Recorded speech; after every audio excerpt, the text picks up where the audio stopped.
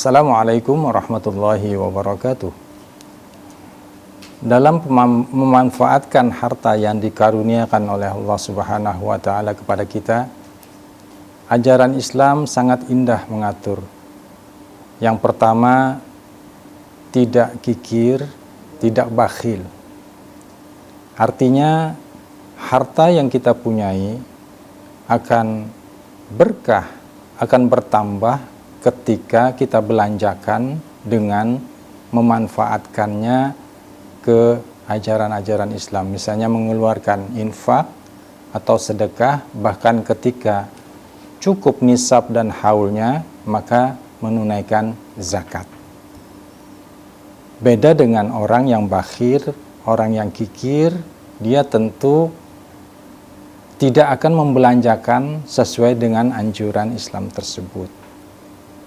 Jangankan terhadap orang lain untuk berbagi, terhadap dirinya sendiri pun kadang-kadang orang yang memiliki sifat bakhil ini dia berpikir untuk beberapa kali.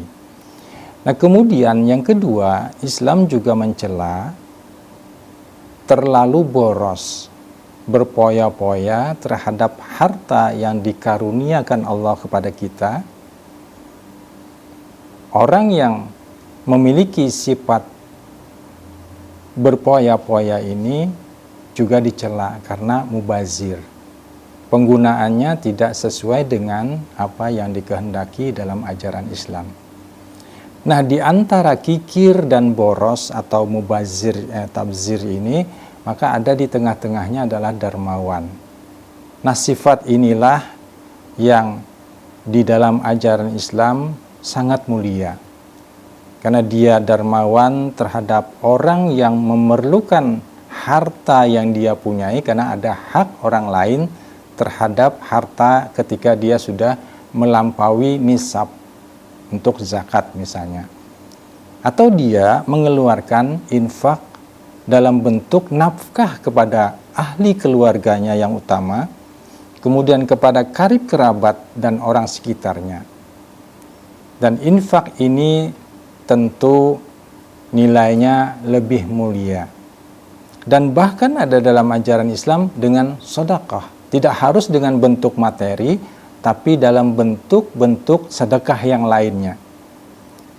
Dan yang tertinggi adalah zakat tadi ketika sudah memenuhi nisab, kemudian haul kepemilikan harta itu 1 tahun yang dititipkan Allah kepada kita.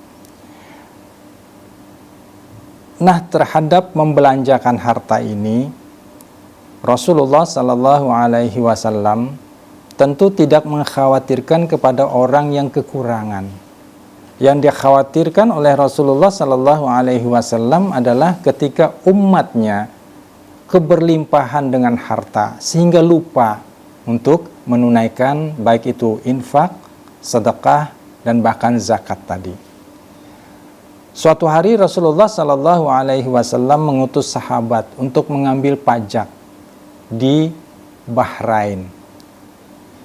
Ketika utusan Rasulullah Sallallahu Alaihi Wasallam ini pulang dari Bahrain membawa hasil pajak, pungutan pajak, zakat istilahnya juga, para sahabat mendengar kepulangan utusan untuk membawa hasil pungutan pajak dan zakat itu.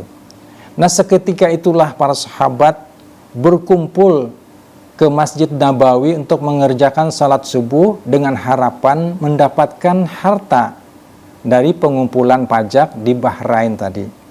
Sehingga Rasulullah Sallallahu Alaihi Wasallam mengatakan seperti tadi, bahwa aku tidak khawatir sahabat Anda kekurangan, tetapi yang saya khawatirkan karena Rasulullah Sallallahu Alaihi Wasallam keberlimpahan harta yang diterima dan itu bisa menjadikan lupa untuk menunaikan kewajiban, lupa untuk membelanjakannya di jalan Allah, dan bahkan lupa kepada sang pemberi nikmat harta itu.